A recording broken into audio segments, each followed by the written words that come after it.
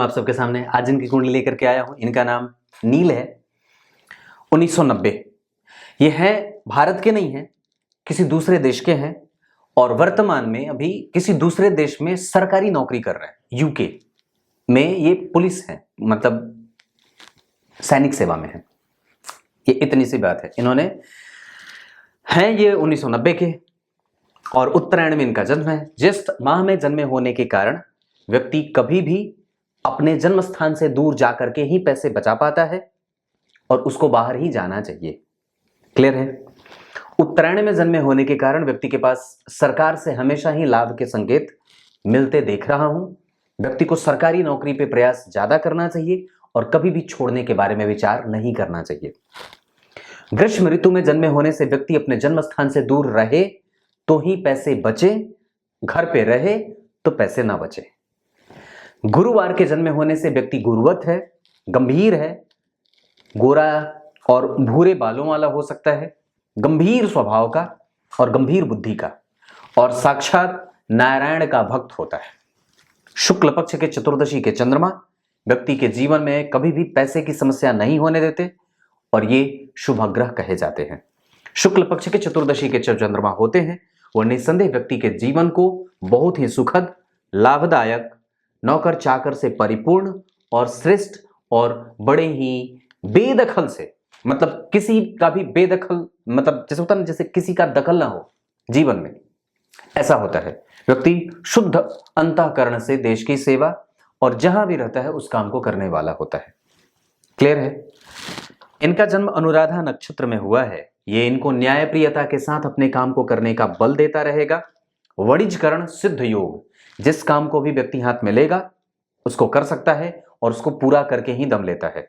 वणिजकरण में जन्मे होने के कारण भविष्य में, बाद में, जब कभी बूढ़े हो जाएं तब, नौकरी छूट जाए तब, अगर मन करे तो खुद का व्यवसाय कर सकते हैं। ब्राह्मण वर्ण और देवगण के होने के कारण व्यक्ति शुद्ध है, मनस्वी है, श्रेष्ठ है, सांभ्रांत है, अनुकूल है, विपरीत नहीं है, मनुष्य और मनुष्यता का और यशस्विता का गुण रखने वाला है। राजनयिक पदों पे जुड़ करके, राजा से लाभ प्राप्त करके, सरकारी नौकरी से लाभ प्राप्त करके, सरकार की सेवा से अपना काम जोड़ करके व्यक्ति अपना जीवन आगे बढ़ा सकता है। यह इनका पंचांग, जो कि हर तरीके से, मतलब एक तरीके से नहीं, हर तरीके से बहुत बढ़िया है। मतलब इस पंचांग में कुछ भी बुरी बात नहीं हो सकती है, क्योंकि ब्राह्मण वर्ण और देवगण के होने के कारण व्यक्ति को जहां अच्छे विचारों वाला और बहुत ही उपकारी स्वभाव का, बहुत ही तात्विक लक्षणों से युक्त, जो हमेशा ही परमात्मा को अपने पास महसूस करता हो और उसकी आज्ञा का, धर्म का और उसके पठन पाठन का, उसके अध्ययन का जो है वो मर्म समझने वाला होता है। इनकी कुंडली कन्या लग्न की है। पहले इनकी कुंडली को स्पष्टतया समझा देता हूं कि कौन से ग्रह इसमें अच्छे होते हैं, क्योंकि कन्या लगने वाले जो लोग होते हैं वो मिक्सचर हो जाते हैं, मिला जुला सा हो जाता है। सबसे पहले लग्नेश और जन्म कुंडली में दशम भाव के अधिपति बुध इस कुंडली में हमेशा ही अच्छे परिणाम करने वाले होंगे जब वो नवम भाव के अधिपति के साथ या पंचम भाव के अधिपति के साथ या द्वितीय भाव के अधिपति के साथ या जन्म कुंडली में लाभ भाव के अधिपति के साथ बैठ जाएंगे। तो यहां बुध शुक्र के साथ बैठे हैं, इस वजह से व्यक्ति की कुंडली में बुध की दशा अच्छी जाएगी हमेशा। और जातक बुध की दशा को लेकर के चिंतित भी ना हो, क्योंकि आने वाले समय में शुक्र की दशा अब आएगी, जो 24 से आने वाले हैं और 2023 के जनवरी से बुध का अंतर आने वाला है। इसका मतलब है कि यह दशा आपके जीवन में कमजोर नहीं होगी। और शुक्र कन्या लग्न की कुंडली के लिए द्वितीय भाव मारक होता है, परंतु भाग्येश होने के बावजूद और भाग्येश होने के कारण इस कुंडली में धनेश होने के बावजूद और मारक स्थान के अधिपति होने के कारण भी बावजूद भी मारक नहीं होंगे। क्लियर है? मतलब बुध और शुक्र इस कुंडली में हमेशा ही अच्छे परिणाम देने वाले बनेंगे। क्लियर है ये बात? आगे बढ़ता हूं। सूर्य पे, सूर्य 12वें भाव के अधिपति हैं। साहचर्य नियम के आधार पर ये जब किसी पापक ग्रह के साथ बैठेंगे तो इनके प्रभाव कमजोर करेंगे और इनकी दशा जातक के जीवन को कष्ट देने वाली हो सकती है। जैसे कि आप सूर्य को देख रहे हैं, इनकी कुंडली में सूर्य स्वतंत्र है, शुभकर्तृ योग लगा है, राहु की दृष्टि आत्मबल को कमजोरी या लाभ को या व्यय से युक्त या घर से दूर या जन्म स्थान से दूर जाकर के काम करने वाला, परंतु सरकार से कभी भी नुकसान नहीं होने वाला भी बनाएगी, क्योंकि शनि स्वग्रही है और चंद्रमा जैसे ग्रह की दृष्टि है जो कि इनको सपोर्ट करेगी। 12वें भाव के अधिपति इस कुंडली में। ऐसे परिणाम मतलब कुछ अच्छे, मतलब मिश्रित फल देने वाले, कुछ अच्छा भी कुछ बुरा भी। सरकारी नौकरी मिली, सरकार से जुड़े, यूनाइटेड किंगडम के सैनिक सेवा में क्षेत्र में काम कर रहे हैं, वो वैसा ही था। उसके बाद आपकी कुंडली में उस पे राहु की दृष्टि थी, तो इस वजह से मन कभी कभी डरता है, भविष्य को लेकर के चिंताएं व्याप्त होती हैं। बाहर जाकर के रहेंगे तभी काम बनेगा, तभी सरकार का सपोर्ट भी मिलता है। उस पर चंद्रमा की दृष्टि है और चंद्रमा को सूर्य ने देखा है, इस वजह से व्यक्ति यश, कीर्ति, मान, सम्मान, पद, प्रतिष्ठा, गौरव और कुल का नाम रोशन करने वाला होता है। धर्मज्ञ होता है, छोटे भाई बहनों से दूरी बनती है, वैचारिक मतभेद संभव है, पर व्यक्ति के जीवन से कभी भी धर्म गायब नहीं होता है, वो हमेशा बना रहता है। वैसे अग्नि तत्व के ग्रह होकर के भूमि तत्व की राशि में बैठे हैं रोहिणी नक्षत्र, जहां चंद्रमा जन्म कुंडली में नीच के अनुराधा नक्षत्र में, जिसके अधिपति शनि स्वग्रही हैं, तो सूर्य को भी बल मिलेगा, क्योंकि जिस नक्षत्र में सूर्य बैठे हैं, ध्यान से देखिए मेरी तरफ, जिस नक्षत्र में सूर्य बैठे हैं उस नक्षत्र का अधिपति स्वयं चंद्रमा, जिस नक्षत्र में बैठा है उस नक्षत्र का अधिपति स्वयं शनि स्वग्रही है। इस कारण से यहां पे चंद्रमा और सूर्य का प्रभाव अच्छा कहा जाएगा। सूर्य में चंद्रमा, चंद्रमा में सूर्य। ये तो चंद्रमा की बात नहीं थी, सूर्य की बात थी। अब बात करते हैं चंद्रमा की। चंद्रमा जो है वो जन्म कुंडली में लाभ भाव के अधिपति होकर के नीच के हैं। इस वजह से लाभ कमाने के लिए और धन कमाने के लिए व्यक्ति को एक टाइम पे मशक्कत, मेहनत, दूर जाना, विपरीत परिस्थिति का जो है वो सामना करना और कष्ट से जीवन जीने वाला बना देते हैं। लाभ प्राप्त करने में शनि और राहु का संयोग यहाँ के लिए कई बार व्यक्ति को मशक्कत करने वाला और जी तोड़ मेहनत करने वाला काम दिलवा देते हैं। क्लियर है? इस कुंडली के लिए चंद्रमा भी बहुत अच्छे नहीं होंगे। इस कुंडली के लिए उनकी दशा भी सामान्यतया अच्छी नहीं जाने वाली होगी, लेकिन चूंकि उस पर गुरु का कोई प्रभाव नहीं है, 12वें भाव के अधिपति से दृष्ट है, उस पर किसी शुभ ग्रह का कोई प्रभाव नहीं, उसके ऊपर केतु का प्रभाव और उससे तृतीयस्थ शनि और राहु के बैठे होने से लाभ भाव को बल मिलेगा, जहां चंद्रमा भी बलवान हो जाएंगे और चंद्रमा की दशा में व्यक्ति का साहस प्राप्त होने के योग, कुछ अच्छी चीजें प्राप्त होने का प्रभाव और वस्तुतः थोड़ी बहुत मशक्कत कर दे तो उसके मन में शांति भी मिल जाती है। ये चंद्रमा है। अब बात मंगल की करते हैं।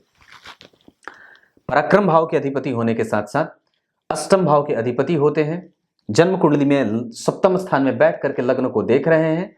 इस कुंडली के लिए मंगल अच्छे नहीं होते, क्योंकि वो ना तो लग्नेश के मित्र होते हैं और न ही इस कुंडली में वो अच्छे भाव के अधिपति होते हैं।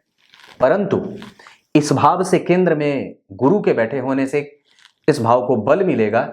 इसका मतलब है कि व्यक्ति के दाम्पत्य में थोड़ी बहुत कमजोरी अभी के कारण, अभी ये जो वक्त चल रहा है केतु में शनि वाला, इस समय आपको परेशान कर सकता है, क्योंकि शनि राहु के साथ पंचम भाव में आपको थोड़े से प्रैक्टिकल और घर में कलह का वातावरण बनाने वाला, दूसरों के काम में हस्तक्षेप करने वाला, दूसरों के काम में गलतियां ढूंढने वाला, ये कन्या लग्न वाले बड़ी करते हैं। तो ऐसा मत करिए, इसका सीधा असर आपकी जन्म कुंडली में, क्योंकि शनि की दृष्टि और मंगल पहले से बैठे हैं, तो इस कुंडली में ये स्थिति बनी हुई है। क्योंकि इस भाव के ऊपर जरा गौर करिए, गुरु के ऊपर किसी भी प्रकार से अच्छाइयां नहीं देखी जा रही हैं। एक तरफ सूर्य, दूसरी तरफ केतु पाप करती लग गया और इस भाव के ऊपर मंगल जैसे ग्रह का प्रभाव पड़ गया, मंगल की चौथी दृष्टि पड़ गई। तो इस कुंडली में मंगल अच्छे नहीं होते, यानी कि वो जहां जहां भी देखेंगे वहां वहां समस्याएं भी पैदा कर सकते हैं। अगर मित्र की राशि को देखेंगे तो थोड़ा लाभ जरूर दे देंगे, पर चूंकि वो मेहनत और मशक्कत, कड़वाहट और दरिंदगी भी दे देंगे, क्योंकि अष्टमेश है, तृतीय भाव, तो यहाँ पे मशक्कत यहाँ भी बढ़ेगी। यहाँ आपको थोड़ा क्रूएल बना देते हैं, कई बार आपकी पत्नी ऐसी हो जाएंगी और यहाँ पे मंगल की 8वीं दृष्टि यहाँ आपके संबंधों में वो कड़वाहट घोलने का काम करेंगे। खास करके ये स्थिति शनि मंगल राहु केतु की दशाओं में ज्यादा बढ़ेंगी और अभी आप केतु की दशा में हैं और शनि का अंतर चल रहा है। इस टाइम पीरियड को किसी भी तरीके से काटना जरूरी है और मैं समझता हूं कि 2024 के जनवरी तक ये चीजें आपको परेशान करेंगी। उसके बाद जैसे ही शुक्र की दशा आएगी, अब धीरे धीरे ठीक हो जाएंगे और प्रेम मिलना शुरू हो जाएगा। क्लियर है? ये मंगल दृष्टि के बारे में मैंने बात करी। बुध जन्म कुंडली में लग्नेश और दशमेश होकर के अच्छे परिणाम हमेशा। नक्षत्र जो है वो कृतिका का है, सूर्य जन्म कुंडली में निकट ही बैठे हैं और बुध को यानी कि लग्नेश को पाप करती हुई लगा है, एक तरफ सूर्य दूसरी तरफ मंगल। इस कारण से भी आपकी प्रवृत्ति को सही दिशा नहीं मिली या दूर देश जाना पड़ा। लग्नेश अष्टम में, बाहर ही रखवाते हैं, भाग्य का बल बाहर और बाहर ही रहना है। इस वजह से कभी भी अपने देश जाने के बारे में विचार मत रखिएगा। अगर हो सके जहां है वहीं चुपचाप रह जाइएगा, कहीं जाने की कोई आवश्यकता नहीं है, क्योंकि आपकी कुंडली में ये मंगल आपको बाहर रख रहे हैं। अष्टम भाव में लग्नेश का जाना, 12वें भाव के अधिपति पे चंद्रमा की दृष्टि जो कि आपकी कुंडली के लाभेश हैं, बाहर से ही लाभ और बाहर से ही जुड़ करके व्यक्ति सिद्ध होता है। क्लियर है? ये बात मंगल की थी। बुध की बात मैंने करी, दशम भाव के अधिपति होकर के भाग्य भाव के अधिपति के साथ बैठे हैं, धर्म कर्माधिपति, और ये एक तरीके से बड़ा ही श्रेष्ठ हो जाएगा जहां व्यक्ति की कुंडली में अगर इस भाव पे गुरु का प्रभाव बढ़े। मैंने एक योग बताया था कि जन्म कुंडली में दशम स्थान के अधिपति अगर अष्टम में बैठ जाएं और दशम स्थान के अधिपति को अगर गुरु देख लें या दशम स्थान से गुरु का संबंध बन जाए तो व्यक्ति शौर्य और पराक्रमी हो जाता है, शौर्य योग घटित होता है। हालांकि शौर्य योग में मैंने ये बात बताई थी कि दशम भाव के अधिपति उच्चस्थ होकर के अष्टम स्थान में बैठे हों, यानी कि 12 1 2 या 4 3 2 2 3 4, मतलब ऐसी स्थितियां शुक्र और चंद्रमा को लेकर के हो सकती हैं, जहां शुक्र दशम स्थान के जब अधिपति बनेंगे यानी कि 2 नंबर यहां लिखेगा तो यहां 12 लिखेगा। तो अगर 12 यहां 2 लिखे तो 12 अगर यहां लिखे तो शुक्र उच्चके हो जाएंगे, और अगर गुरु की दृष्टि यहां से पड़ जाए तो शौर्य योग होता है। मतलब कहने का है, मेरी तरफ देखिए तब यह बात समझ में आएगी। दशम भाव के अधिपति उच्चके होकर के अष्टम भाव में बैठे हों और उस पे गुरु की दृष्टि पड़ जाए तो यह शौर्य योग होता है। पर चूंकि वो संपूर्ण होता है, लेकिन बनने की स्थिति यहीं से लागू हो जाती है कि दशम स्थान से गुरु का संबंध बन जाए, दशमेश अष्टम में हो जाए, तो ये व्यक्ति को पराक्रमी, हठीला, जिद्दी, गुस्सैल और प्रवृत्ति में तुरंत तुरंत बदलने वाला, अपने मन के विकार को तुरंत ही उगल देने वाला, दूसरों के बारे में कई बार जो है वो निंदनीय सोच लेने वाला, न चाहते हुए भी ऐसा बना सकते हैं। पर व्यक्ति होता बड़ा अच्छा है, मतलब ये पंचांग तो एकदम बहुत अच्छा है, इसमें तो कुछ समझने वाली कोई बात ही नहीं है। केंद्र में गुरु और मंगल का होना, मंगल का दशम स्थान को देखना, ये बहुत अच्छी बात होगी और निस्संदेह ये एक बहुत ही बेहतरीन बात होती है। ये बात यहां तक थी। अब ये इनकी कुंडली में मैंने बुध पे चर्चा करी। गुरु इस कुंडली में सप्तम भाव के अधिपति, 2 केंद्र के अधिपति होकर के और शत्रु के घर में बैठे हैं। वस्तुतः वो तात्कालिक मित्रता में जा रहे हैं, पर इस कुंडली के लिए गुरु भी अच्छे नहीं होंगे। सप्तमेश होकर के केंद्राधिपति दोष से युक्त हो जाएंगे तो वो अपनी दशाओं में जातक को परेशान कर सकते हैं। मतलब रोजगार को लेकर के चिंता बढ़े, नौकरी छूटने की स्थिति बन जाती है, या कई बार जो होती है वो चीजें उसके गंभीरता में कई बार प्रभाव कमजोर हो जाता है। पर वस्तुतः यहाँ पे मंगल के प्रभाव के आने के कारण मंगल ने गुरु को देखा है और वस्तुतः वो अस्तमेश होते हैं तृतीय भाव के। वो साहस और बल कभी खोएगा नहीं, अपने पराक्रम के बल पर अपना डेली बेसिस का इनकम जो है वो जागृत कर लेता है या कहीं ना कहीं से वो इकट्ठा कर लेता है। पर ऐसी स्थिति इनकी कुंडली में वैसी बनने वाली नहीं है।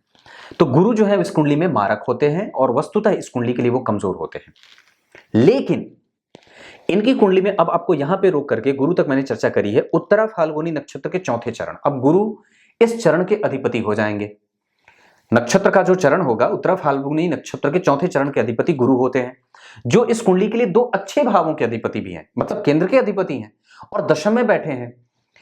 उनके ऊपर किसी शुभ ग्रह का कोई प्रभाव नहीं होने से निस्संदेह उनकी स्थिति कमजोर हो रही है। उनको पाप करती लगा है, निस्संदेह सप्तम भाव प्रभावित हो रहा है। सप्तम भाव में अस्तमेश बैठे हैं, निस्संदेह ये बात दिक्कत में जा रही है।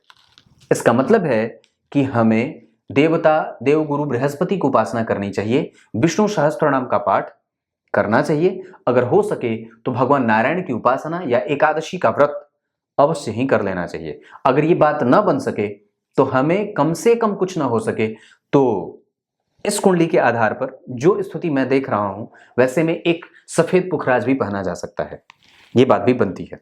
वैसे इस कुंडली के लिए गुरु अच्छे ना होने के बावजूद भी अपनी दशा काल में संपूर्ण व्यक्ति के फेवर में ही परिणाम करेंगे, क्योंकि नवांश कुंडली में वो मित्र की राशि में लग्नेश होकर के बैठे हैं, दशमांश कुंडली में वो इस कुंडली के लिए स्वग्रही हो जा रहे हैं। इस वजह से व्यक्ति साहस के साथ अपना काम करता रहे, जितनी भी समस्याएं जीवन में आती हैं उसको ढोता रहे और अपना काम करता रहे। पर वस्तुतः यहाँ पे मंगल और शनि राहु केतु का प्रभाव, शनि राहु से प्रभावित है, शनि की दृष्टि है, यहाँ के अधिपति जो है वो अष्टमे से देखे जा रहे हैं, तृक भाव के अधिपति से, पर मंगल उनका मित्र है, इस वजह से खराब तो नहीं करेगा, पर फिर भी एक निगेटिविटी जरूर है। ये गुरु की बात थी। अब यहां रोक करके मैं आपको इनकी कुंडली के लिए 4 तारीख बुधवार और रविवार का दिन अच्छा रहे, इस कुंडली के लिए उत्तर दिशा अच्छी रहे, ये केंद्र में जितनी भी राशियां बनी है सब द्विस्वाभाविक है, इस वजह से कोई किसी के लिए मारक नहीं बनेगा और कोई किसी के लिए कारक नहीं बनेगा। ये दोनों ही ग्रह, कई ग्रह और कई सिद्धांत ये भी कहते हैं। सप्तम भाव यहाँ पे जो है वो बाधक ग्रह के रूप में उपस्थित होगा, इस वजह से भी गुरु कई बार बाधाएं उपस्थित करते देखे जाएंगे जीवन में, मतलब उनके गुरुत्व में प्रभाव में कमजोरी हो जाए या व्यक्ति के जीवन में जो सोशल लाइफ है वो थोड़ा प्रभावित होता है। शुक्र इस कुंडली में कभी भी खराब नहीं करेंगे, द्वितीयेश होने के बावजूद। अगर लग्न में बैठ जाते तो और भी अच्छी बात होती, पर भाग्येश और द्वितीयेश होकर के व्यक्ति को पैतृक संपत्ति और पिता के घर का अधिकार और पैतृक संपत्ति का लाभ व्यक्ति के स्वभाव को बहुत ही कोमल बनाने वाला और गुरुवत जीने वाला, बहुत ही अच्छे स्वभाव का, अच्छे नेचर वाला बना देते हैं। पर वस्तुतः इस पे व्यक्ति पे संदेह नहीं किया जा सकता। आपको थोड़े से काम अपने इस प्रवृत्ति को बदलने के ऊपर करनी होगी कि मैं दूसरों से या दूसरों के कामों में हस्तक्षेप ना करूं या उसमें कमियां न ढूंढूं। कान का कच्चा मत होइए, किसी दूसरे की बातों पे भरोसा मत करिए, किसी दूसरे पे संदेह मत करिए। ये काम आपकी पत्नी भी कर सकती है। संदेह ना करें, चीजों को समझने का प्रयास करने की आवश्यकता है। अभी वक्त ठीक नहीं चल रहा है, कम से कम 2024 के जनवरी तक आप लोगों को थोड़ा दूर होना चाहिए। अगर हो सके तो प्रेम को नजदीक लाने का प्रयास ज्यादा करना होगा, ये दोनों के लिए सही होगा। मैं समझता हूं कि आपकी कुंडली में सप्तम भाव अगर टूटने की ओर बढ़ रहा है तो उसको ठीक करने का, कंजर्व करने का सबसे बढ़िया है कि उसको और भी ज्यादा बेहतर करने के लिए थोड़ी दूरी बढ़ जाए, और अगर बात बन पड़े तो घर में चतुर्थी का व्रत भी अगर हो सके तो कर लेना चाहिए। शुक्ल पक्ष के चतुर्थी तिथि का व्रत आप दोनों को निकट ला देगा। ये बात इतनी सी है। शुक्र के बारे में मैंने बात करी। शनि इस कुंडली में पंचम भाव के अधिपति और छठे भाव के अधिपति होने से मिश्रित परिणाम देंगे सूर्य की तरह, और शनि यहाँ पे घसीटवाने वाला काम करने लगेंगे, क्योंकि छठे भाव के अधिपति होकर के पंचम में भी बैठे हैं और पंचमेश होकर के पंचम में बैठे हैं। शिक्षा व्यक्ति की बाधित भी होती है और सामान्यतः उसमें संतुलन बनाना पड़ता है, क्योंकि गुरु पहले ही जो है वो अकेले बैठे हैं और अस्तमेश से देखे जा रहे हैं, तो व्यक्ति सोचता ज्यादा है। चाहे उसकी शिक्षा भले ही कितनी कम पूरी हो, पर फिर भी उसके पास अनुभव अपने शिक्षा से ज्यादा होता है, और विपरीत प्रकार की परिस्थितियों से उलझता हुआ व्यक्ति अपने संपूर्ण पराक्रम के बल पे अपनी संपूर्ण इच्छाओं की पूर्ति भी करते देखा जाता है। क्योंकि लाभेश अगर नीच के नहीं बैठे होते, अगर यही चंद्रमा गुरु से देख लिए जाते तो और भी अच्छी बात हो सकती थी। ये इतनी सी बात है। इनकी कुंडली में चंद्रमा अनुराधा के, शनि के पास बल है, मंगल उत्तरा भाद्रपद के, ये स्थिति शनि के पास बलवान और शनि से दृष्ट, इस वजह से मंगल यहाँ पे कुछ अच्छे परिणाम भी देखने को मिल जाएंगे शनि और मंगल की दशाओं में। पर मैं एक बात कहूंगा कि शनि मंगल इस कुंडली के लिए अच्छे नहीं होते, घसीटी बदलवाएंगे, परेशान करेंगे, रोड़े अटकाएंगे, घर तोड़ने का काम करेंगे, नुकसान करवाएंगे, डिप्रेसिव जो है वो हरकतें करवाते हैं। ये सब चीज नहीं करनी चाहिए। बिल्कुल ही शांत रहने की आवश्यकता है। अभी दिमाग में कई तरीके का कंफ्यूजन चलेगा, कम पैसों पे नौकरी करने की, नौकरी छोड़ देने का ख्याल, गलत निर्णय लेने के प्रवृत्ति में राहु केतु डालने वाले हो सकते हैं, इसलिए बचना चाहिए। राहु का प्रभाव लग्न पे है, गुरु का प्रभाव द्वितीय भाव पे, ये थोड़ा संतुलन बनाता है। अपने परिवार के ऊपर और अपने पत्नी के ऊपर भी खर्च करने की आवश्यकता है, उनको समझने की आवश्यकता है। गुरु की दृष्टि यहाँ के लिए परिवार को बचाया जा सकता है। यहाँ पे भी चंद्रमा बैठे हैं, निसंदेह चंद्रमा और बुध केंद्र में है, अच्छी स्थिति है। आप अगर चाहें तो निसंदेह उनको समझाने का प्रयास कर सकते हैं। जैसे कि आपने लिखा है कि मेरे दाम्पत्य में कुछ कमजोरी चल रही है, मैं समझता हूं कि वो कुछ देश और कुछ पर्यावरण का भी प्रभाव है। अभी हमारे देश में तो ऐसी स्थितियां होती हैं जहां, हालांकि अब ऐसी स्थिति यहां भी होने लगी है जहां पे लोग तोड़ने और विचार तोड़ने के बारे में करने लगे हैं। पर चाहे कोई भी दाम्पत्य हो, सबसे पहले उसे बचाने का ही प्रयास हमें प्रथमतया करना चाहिए। यहाँ पे चंद्रमा बिल्कुल ठीक है। आप अगर चाहें तो ट्रेडिंग वगैरह में आपका लाभ बहुत ज्यादा नहीं है, नुकसान भी संभव है। वैसे एक सामान्य स्तर और बहुत ही छोटी आय लगा सकते हैं। सूर्य आपकी कुंडली में ठीक बैठे हैं, चंद्रमा नीच के हैं, इस वजह से सामान्य आय आप लगा सकते हैं, बहुत ज्यादा नहीं। क्योंकि लाभेश नीच के है ना, पंचम भाव में शनि राहु है, इस वजह से लालची बना देंगे। तो एक टाइम पे आपको जरूर लाभ हो मिल सकता है, ऐसा मैं इसमें इनकार नहीं कर सकता, क्योंकि पंचमेश पंचम भाव में बैठे हैं, पर एकादशवें भाव के अधिपति कमजोर हो रहे हैं और दशम भाव में गुरु और नवम भाव में सूर्य। ये इशारा ये कर रहे हैं कि व्यक्ति संतुलित होकर के काम करे, बहुत ज्यादा जो है वो लालच न करे, वो उसके कुठार भरे हुए हैं और स्वतः ही उसके पास पैसे आते जाएंगे। जहां पे आवश्यकता होगी उसको कभी भी पैसे की कमजोरी महसूस नहीं होगी। वो दिन कुछ और थे जब आपने दुख के दंश झेले थे और दंश झेले थे, अब वो नहीं आने वाला है। शुक्र इस कुंडली में अभी अच्छे हैं और 2024 से और भी एक अच्छी स्थिति मैं देख रहा हूं, ऐसी स्थिति अच्छी है। नवांश कुंडली में शुक्र का छठे में जाना जो विपरीत राज्यों की भांति परिणाम करेंगे, और शनि 12वें भाव के अधिपति होकर के दशम भाव में, नवम भाव, एकादशवें भाव में बैठ करके पंचम स्थान पे प्रभाव देख रहे हैं। यहाँ पे कई बार पत्नी संदेह करने वाली हो जाती हैं, या कई बार बातचीत माने नहीं या अपनी चलाने वाली, तो उनको समझाने की आवश्यकता है, क्योंकि शनि और सूर्य देखना आप लोगों की बनती नहीं होगी। तो मैं समझता हूं कि इसको ठीक करने का सीधा सा उपाय है, आप दोनों निकट आइए, नजदीक आइए और बात करिए, इससे कई चीजें शांत हो जाती हैं। गणेश जी की पूजा घर में होने के लिए बिल्कुल आवश्यकता जरूरी है, मैं जहां तक समझता हूं। इस विवाह को बचाया जा सकता है, दाम्पत्य टूटना नहीं चाहिए, क्योंकि दो शुभग्रह केंद्र में बैठे हैं। गुरु का प्रभाव शुक्र पे जा रहा है, जो कि आपके पत्नी को अनुभवी भी बनाता है। अगर वो कुछ बात कहती हो तो उसे समझ लेने की आवश्यकता है और उसको अमल में लाने की भी बात होती है। मतलब आप उस पर जो है वो एक बार विचार कर सकते हैं, मेरे कहने का मतलब है, ये बात इतनी बनती है। कर्म क्षेत्र आपका ठीक है, आपको नौकरी छोड़ने के बारे में विचार नहीं करना चाहिए। आप चुपचाप अपनी नौकरी करते रहिए, कहीं भटकने की कोई आवश्यकता नहीं है। अगर नौकरी छोड़ने के विचार कभी बनते भी हो तो आप अभी मत छोड़िएगा। आपकी कुंडली में कम से कम 2024 के बाद आप विचार कर सकते हैं। व्यापार अंतिम में, रिटायरमेंट के बाद चलेगा, पर अभी आपको नौकरी से ही ज्यादा लाभ होते मैं देख रहा हूं, क्योंकि सूर्य बढ़िया बैठे हैं, लग्न के अधिपति अष्टम में। आपको जैसे जैसे चीजें आप देख रहे हो जीवन में, वो सारे ग्रह अपने अनुरूप करवा रहा है। आपको घर से बाहर रखा, सैनिक सेवा में रखा, मंगल लग्न को देख रहे थे, तो इस चीज को छोड़ने की आवश्यकता क्या है? और मैं नहीं समझता हूं कि ऐसे कोई भी काम जो आप केतु की दशा में करेंगे वो सिद्ध होगा और सही होगा, क्योंकि राहु और केतु आपकी कुंडली को बिगाड़ भी सकते हैं और बना भी सकते हैं, क्योंकि उनकी अवस्था जो है वो 14 डिग्री के हैं, तो वो बल दे रहे हैं ज्यादा कि कुछ अलग कर दूं, कुछ नया कर दूं, कुछ लालच पैदा कर रहे हैं। तो इनसे बचने की आवश्यकता है। और मैं समझता हूं कि केतु आपकी कुंडली में बहुत अच्छे नहीं है, क्योंकि वो जहां बैठे हैं उस पर किसी शुभ ग्रह का कोई प्रभाव नहीं है, तो हमें थोड़ा बचना ही चाहिए। और लाभ है आपकी कुंडली में सामान्यतः, एक चीज मैं देख रहा हूं कि आप प्राप्त कर लेंगे, पर धीरे धीरे चीजें होती हैं। और एक बात और है, आप कन्या लग्न के हैं तो बहुत जल्दी ही बदल जाते हैं। इस चीज को आप थोड़ा सा मेंटेन करो कि जो भी बात आप बोलते हैं उस पर टिक करके रहिए, उसको बदलिए मत। ये चीज मैं कहूंगा। दूसरे नंबर पे आपकी कुंडली यहाँ पे बहुत अच्छी बन रही है, इस चीज को समझना होगा, ये बहुत बड़ी बात है, क्योंकि जन्म कुंडली में जो भाग्य भाव के अधिपति हैं वो अष्टम में जा रहे हैं, यहाँ पे भाग्य भाव के अधिपति छठे में जा रहे हैं। धर्म को बढ़ाइए, दूसरों को समझने का प्रयास विकसित करिए, और अगर हो सके तो जितना ज्यादा हो सके जो दूसरों को जगह दीजिए, उसको समझने का उसको मौका दीजिए, उसको सही वातावरण दीजिए। जितना ज्यादा हो सके लिबर्टी अपने जीवन में रखिए, लिबरल बनिए, उदार बनिए, कठोर मत बनिए। हालांकि आप नहीं है, क्योंकि गुरु मंगल हैं, तो कठोर तो बहुत ज्यादा नहीं है, पर ये मंगल के कारण ऐसा संभव हो सकता है। चंद्रमा नीच के है, प्रवृत्ति बदल रही है बार बार, और स्टेटस मेंटेन करने की आवश्यकता है। गुरु जो है वो शनि और राहु जन्म कुंडली में, शनि मंगल राहु केतु का प्रभाव जन्म कुंडली में यहाँ पे है। आपने गौर नहीं किया, केतु की दृष्टि, मंगल यहाँ अष्टमेश और शनि राहु का प्रभाव, तो कहां जाएंगे? सबसे ज्यादा तो यही प्रभावित हो रहा है। और वस्तुतः यहाँ पे जरा देखिए तो चंद्रमा बैठे हैं, जो कौन है? आपकी कुंडली के पंचम भाव के अधिपति। वस्तुतः ये जन्म कुंडली में व्यक्ति को प्रेम करवाता है, पर कई बार कहता नहीं है, या व्यक्ति बोलता नहीं है। यहाँ पे सूर्य जो है वो पंचम भाव में, नवम भाव में बैठे थे ऐसी स्थिति में, और यहाँ के अधिपति जो शुक्र है वो इसको देख रहे हैं। आपका स्वभाव ठीक है, पत्नी को थोड़े बहुत असमंजस की स्थिति बन रही है। मैं समझता हूँ कि ये चीजें ठीक हो जाएंगी 2024 के जनवरी के बाद, अभी तोड़ने की बात नहीं है, ये ठीक है। व्यापार नौकरी छोड़ने के बाद अभी नहीं, बिल्कुल ठीक जा रहे हैं आप, और बिल्कुल ठीक है, कोई अवस्था कमजोर नहीं है। षडबल में सारे ग्रह ठीक है बुध को छोड़ करके। तो इस वजह से ही मैं बार बार कह रहा था, अपनी प्रवृत्ति को अमल में लाइए, उस पर काम करिए और परिवार को जगह दीजिए। क्लियर है? कुछ इसी तरीके से आज के कार्यक्रम का समापन करते हैं, तब तक के लिए इजाजत दीजिए। कुछ इसी तरीके से आज के कार्यक्रम का समापन करते हैं, तब तक के लिए इजाजत दीजिए। बहुत बहुत नमस्कार।